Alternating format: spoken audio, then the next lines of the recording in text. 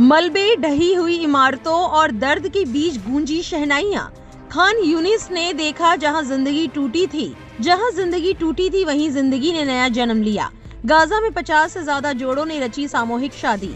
हिम्मत, जिंदा रहने और ना मिटने के फलसफे का सबसे खूबसूरत जश्न। आइए बताते हैं पूरी खबर। You are watching Delhi News. 2 दिसंबर मंगलवार को दक्षिणी गाजा के खंडहरों के बीच फिलिस्तीनियों ने 50 से ज्यादा जोड़ों की सामूहिक शादी का जश्न मनाया। 2 साल की तबाही, मौत और संघर्ष के बीच ये एक दुर्लभ उम्मीद का पल था। फिलिस्तीनी संस्कृति में शादियां बहुत अहम होती हैं, लेकिन युद्ध की वजह से गाजा में शादियां बहुत कम हो गई थी। अब एक नाजुक युद्ध विराम के बाद कुछ जोड़े फिर से ये परंपरा शुरू कर पाए हैं।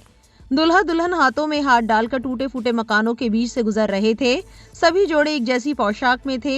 जो कुछ भी हुआ है उसके बावजूद हम नई जिंदगी शुरू करेंगे।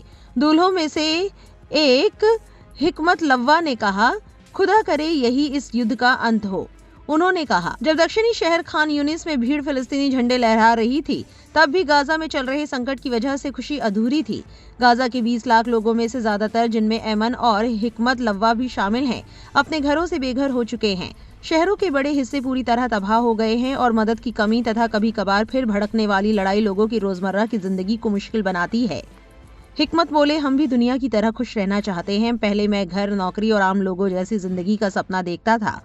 उन्होंने कहा, आज मेरा सपना बस इतना है कि रहने के लिए एक तंबू मिल जाए। ऐमन, जिन्होंने सफेद, लाल और हरे रंग की पारंपरिक पोशाक पहन रखी थी, उन्होंने कहा कि शादी ने उन्हें सालों के दुख के बीच थोड़ा सा सुकून दिया है, लेकिन ये खुशी उस दर्द से भी भरी थी जिसमें उन्होंने अपने माता पिता और कई रिश्तेदारों को युद्ध में खो दिया। उन्होंने आंसू बहाते हुए कहा, इतने गम के बाद खुशी महसूस करना बहुत मुश्किल है।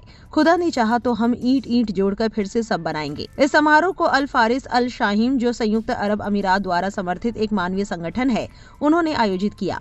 इस कार्यक्रम के साथ साथ संगठन ने जोड़ों को थोड़ी धनराशि और कुछ सामान भी दिया ताकि वे अपनी नई जिंदगी शुरू कर सकें। इस खबर के वायरल होने के बाद सोशल मीडिया पर लोग अपनी अपनी प्रतिक्रियाएं दे रहे हैं। गाजा में एक सामूहिक शादी फिलिस्तीनी लोगों की सबसे बड़ी ताकत ये है कि वे मिटने से इनकार करते हैं।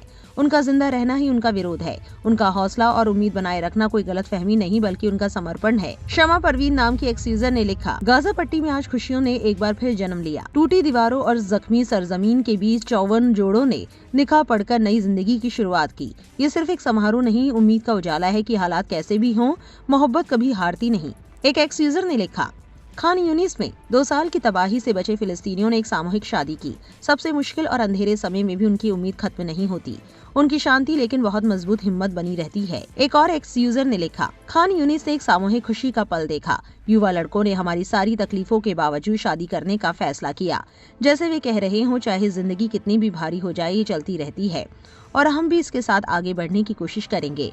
उनकी खुशी बहुत सुंदर थी लेकिन दिल तोड़ने वाली भी, क्योंकि हर मुस्कान के पीछे बच जाने की एक कहानी है और हर शादी के पीछे एक डर छिपा है, उस आने वाले कल का जिसे हम अभी देख भी नहीं पा रहे। एक और एक्स यूजर ने लिखा, खान यूनिस की ढही हुई इमारतों के बीच एक सामूहिक शादी। बारूद की गंध, टूटी सड़कों और लगातार डर के बीच भी लोग मोहब्बत चुनते हैं, जिंदगी चुनते हैं, अपना घर परिवार चुनते हैं।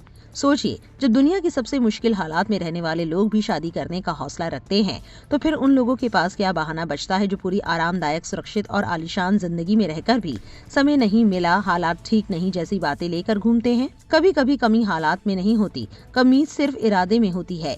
जहाँ चाह हो मलबा भी घर बन जाता है, जहाँ चाह ना हो महल भी छोटे लगते हैं। इस पूरी खबर को लेकर आपकी क्या राय है, कमेंट में जरूर लिखें और इस वीडियो को ज्यादा से ज्यादा शेयर करें।